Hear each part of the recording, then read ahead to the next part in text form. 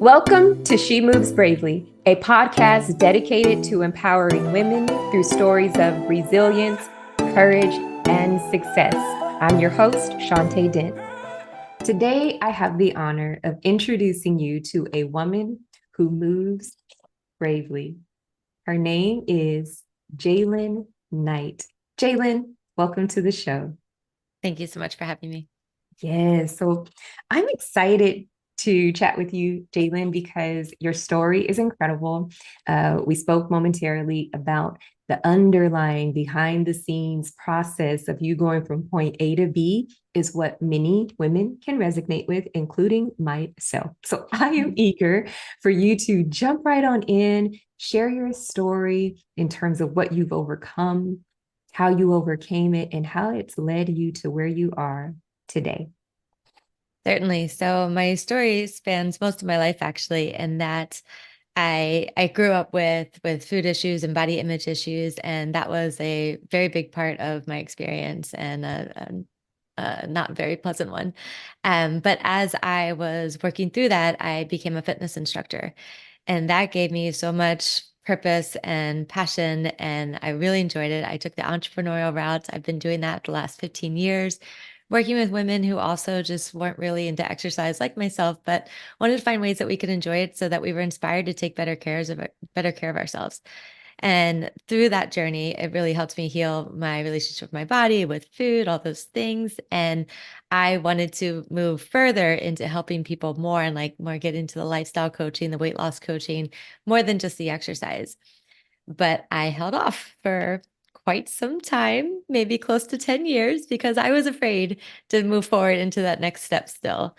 I was doing well in the fitness industry. I was having a good time teaching the classes. I felt sort of comfortable there. And so the idea of forcing myself to do something else, even though I wanted to do it, just it felt overwhelming for a really long time. And it wasn't until the last couple of years that I actually found the courage to step into this extra space, which I'm so happy because this is so fulfilling. And it's one of the, like, once you're here, you're like, oh, I wish I did that sooner. Jaylin, I see the joy. I feel the joy. And you just show from your countenance, I'm doing what I love. And that's where we all want to be. I believe this is the goal for everyone. And I am curious because this connection off bat is intriguing. Going from the body image, just feeling those types of insecurities into fitness. And I mean, I love it. Sounds good to me. This is a natural progression. What did that transition look like? I mean, you could have gone into any field, but you went from I'm not feeling what I look like when I look in the mirror. I don't like what I see. I'm going into fitness. I'm going into Yeah. nutrition and dieting. It was an interesting transition. So I did it in a couple parts. So I first did it as just teaching exercise on the side when I was in college, and that was really empowering. But when I went into it full time as a career, I did the corporate thing for a while, and then I decided to go full time into fitness, and that turned out to be the most tumultuous, unhealthy. Everything was in my face. All of my flaws were exposed bigger to me. I was literally looking in the mirror all day long, working with people. And it was kind of a quantum leap through by going through all of the muck Yeah. all at once. Yeah. But it was sink or swim, right? And thank goodness I was able to swim. But it was wouldn't necessarily recommend doing it the way that I did it, except that it turned out well. So I don't know. It turned out well. And I'm curious, what was that internal experience? Because I'm visual. And so I just imagine when you describe your struggle, because again, it's a struggle that many of us go through. It's a process, it's a season where we have to be comfortable with what we look like and embrace and love who we see that reflection in the mirror. But what was that process like internally when you navigated into this new industry of fitness and not only for yourself, but going from I'm comfortable with who I am to now I'm helping other women? hmm I'd actually say it's the helping other women that helped me heal myself.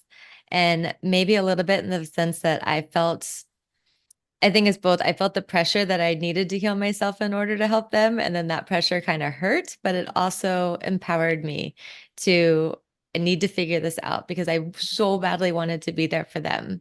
And that mattered to me so much that I was willing to do whatever I needed to do to figure it out. And so I did all sorts of different therapies and modalities and lots of introspection. And so much of it I found was just comparing myself to other people.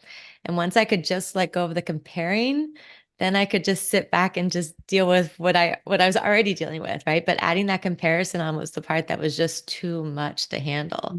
And Mhm. so it was really when I just let go of that that I could handle the other things and then learn how to move forward with them. Incredible. So I love what I'm hearing, and I have no doubt those words are encouraging someone because I will raise my hand. I fell into this category where, gosh, especially when our line of work stems from our own insecurity, our own struggle, where we wait, and you said you waited a while, but we feel I don't know if I'm really equipped. I don't know if I'm ready. And I think about how that stifles so many individuals from moving forward and moving bravely into this beautiful life they desire, but they're held back because they don't feel equipped. And I love that you said that's actually what drove me. You know, I didn't feel equipped, but I also had a desire to help other women. And Mm. so, this lesson of not having to feel like you have everything in order, all the T's crossed, as we say, all the I's dotted. Like you were like, no, I do want that, but I'm not gonna let that stop me. There's something, it's bigger than me. It's bigger than me. And you allowed that thought process when you looked at the women that you wanted to serve. That was your drive. That was the fuel. That is a game changer because I want listeners to understand how powerful that is. You were thrust into an Mm. incredible journey, an incredible life, not because you were essentially ready in terms of feeling ready, but you knew it was what you needed to do. You knew that was your next step. Yeah. Yeah, and I would say that I've learned from that that you never feel ready, right? Like even Mm-hmm. as I've transitioned, and I'm adding, so not necessarily transitioning, but adding the Yeah. coaching part into the fitness. And I definitely would not say that I'm ready, but Mm-hmm. I was finally ready enough Yeah. that I could move forward with it. But recognizing that the ready, because I think that's the other part that kept me back from it for so long, Yeah. as it did already that ready doesn't come up, at least for me. Like the idea, like I'm totally ready. I can take this on. Like nothing, everything's gonna be perfect. Mhm. That I never found that feeling. And Yeah. as I've talked to everybody, they never found that feeling and they No. just moved forward with it. I'm like, okay. Well, they seem happy now. And in Yeah. my own history, like I moved forward without being ready and I'm happy now. So like Yeah. we must be onto something. You must be. So, okay, this process, Jaylin, when you said it took you longer, than you anticipated, you said 10 years. Is that what you said? Was it? Yeah, I don't know. It's quite 10 years, but a Okay. while. Yeah. It took you a while. Okay, Yeah. so what shifted? When did it shift? What did that look like? What did that feel like? Because you struggled for all that time going back and forth. What did it take for you Yeah. to take that first step? Yeah. And so kind of the pandemic gave me some extra space to just study more pieces. And so I just started studying more about coaching without really deciding that I was going to go for it. It just felt kind of safe because I'm like, I just have some extra time, I'm just going to learn things. This will just be good to know. Yeah. And while I was studying the coaching, I was being coached myself. And that is what really helped me develop the additional courage that I needed. So, specifically, I trained with positive intelligence, and they do so much with the emotional intelligence, as you're Yes. probably familiar with. But really, just understanding more about how our brains work, how there's parts of our brains that are constantly going to send up those judgment thoughts and tell us we're not ready and try to keep us safe and hold us back. But then there's other parts that we can really tune into our intuition and trust and just know that it's okay to leap and we're going to figure it out. And the more I really got into and understood and embodied that, then the more I was ready to take that next step. Yeah. And this is incredible insight because you're absolutely right. The way our brain works, we are accustomed, by what we observe in others, that when there's a situation or experience, we initially, I mean, we know the tendencies, fight, flight, freeze. And I think that will manifest in multiple areas of our life, even when it comes to our dreams and our goals, where we're like, wait, I'm not sure if that's doable. We will naturally focus on worst case scenarios, the worst outcome, all the negative outcomes. And what if we change our perspective and put just as much, if not more, time and energy into what's the best that could happen? Mm-hmm. What's the best case scenario? Let's dream for hours and imagine for hours about the greatness on the other side versus what we kind of tend to do is focus hours and hours, and we lose good sleep, good Oh, yeah. rest over stressing in terms of how it can all go wrong. So I love that you made that you highlighted the importance of just being positive, that tapping into the positive intelligence, and that works for your good, in your favor on levels that I think we've yet to realize until we implement and experience. Absolutely. You talked about transitioning to coaching. What does that look like, and how do you help the women in terms of tying in? Of course, they're working on the external, but you tap into the internal changes in the internal development as well. Yeah, and so that's what I recognize that it's been really great teaching the fitness classes, but again, that's just 45 minutes a day, and like there's not a whole lot we can get into the deep stuff and like to really uplift their lives outside of class. And so with the coaching, I specialize with helping women that are interested in losing weight, but we call it mindset mastery.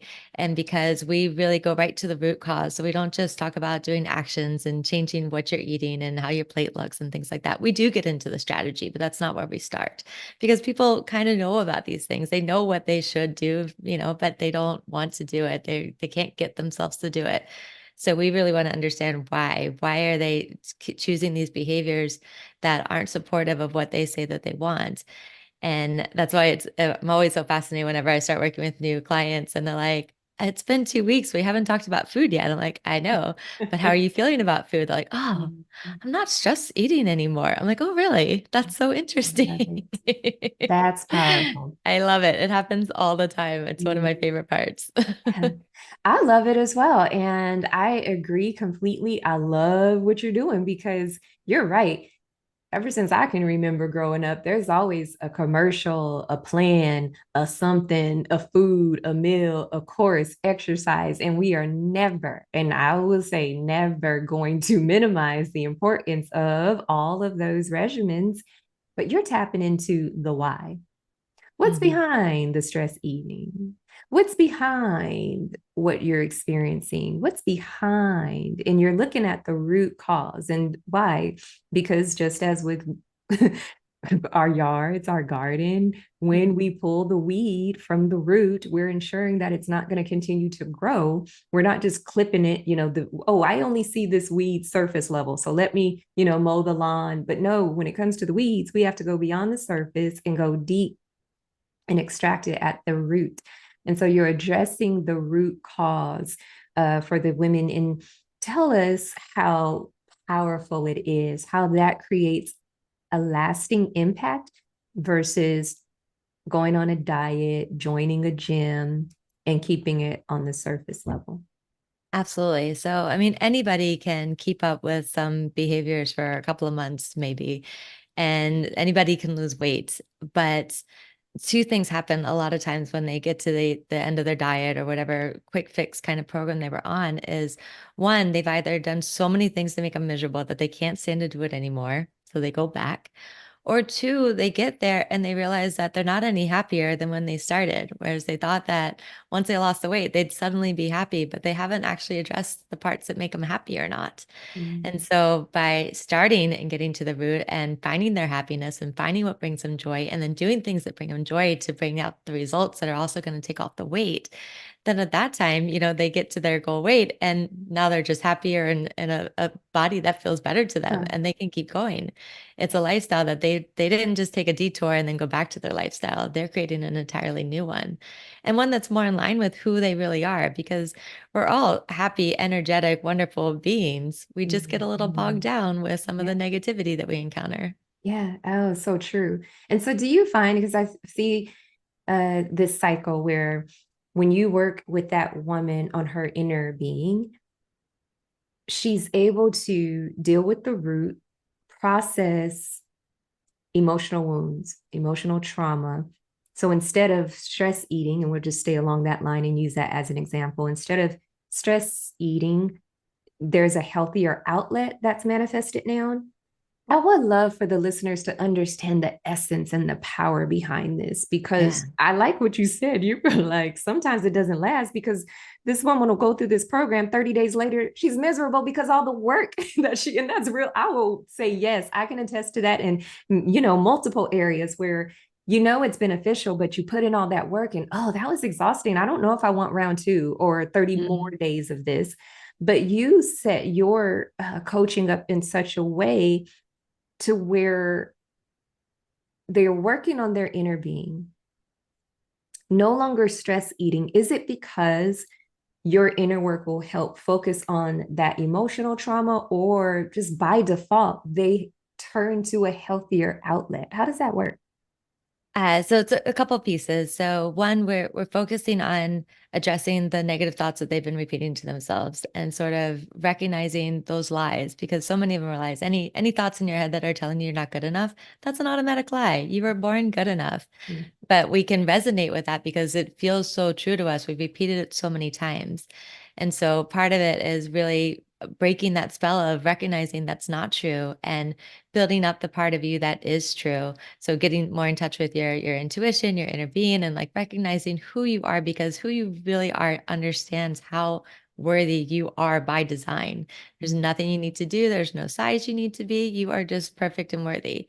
So really understanding those two pieces. And part of the way that we do that is by a very simple, easy to implement mindfulness practice. So while I love meditation, I find that a lot of people have trouble either feeling like they have to completely quiet their mind, which is a myth. You never have to quiet your mind. But even just sitting out for 5 minutes, much less 10 or 15 minutes, like finding even that amount of chunk of time seems unattainable sometimes. And so we really break this down into 2 minutes and like 2 minutes here, 2 minutes there, and all different ways that you can really be mindful. And it's just about getting out of your head and into your body. So we call these PQ reps after positive intelligence or positive intelligence quotients. Yeah. But there you can do them actively. You can do them while you're walking and just feel your feet into the floor. You can do it with your breath. You can do it just by rubbing your hands together. Anytime you're taking your focus into any of your senses, then you're taking it off of those ruminating thoughts. And each time you do that, you're taking power away from those ruminating thoughts that you don't want anymore. So it's kind of a multi-pronged process that we're quieting the negative side of your mind, getting more mindful, getting more in touch with the positive side of your mind. And then all of your actions start to change. And when you're taking better care of yourself, you feel better and you want to take better care of yourself. So we're building that momentum. And all these things it keeps cascading into all different areas of your life. There you have it. The power of mind shifts, transformation, positive intelligence. I like that combination, Jaylin. And I imagine you listeners like that combination as well. So, Jaylin, how can women get in touch with you and just embrace what you're doing so they can experience this level of transformation for themselves? Beautiful. Well, I'm very active on social media, mostly on Instagram. So you can find me at I am Jaylin Knight. And I also have a website that's boutiquefitness.com. And I do have a brand new free mini course that you can sign up for on Instagram. It's 1 week to mindful eating for natural weight loss. And so I'm more than happy to share that with you and welcome any DMs if you have questions. I'd love to chat. Well, there's your invitation, ladies. Connect with Jaylin Knight. We'll include her information in the show notes and just brace yourself for inner and outer transformation. Jaylin, thank you for being with us today. Thank you so much.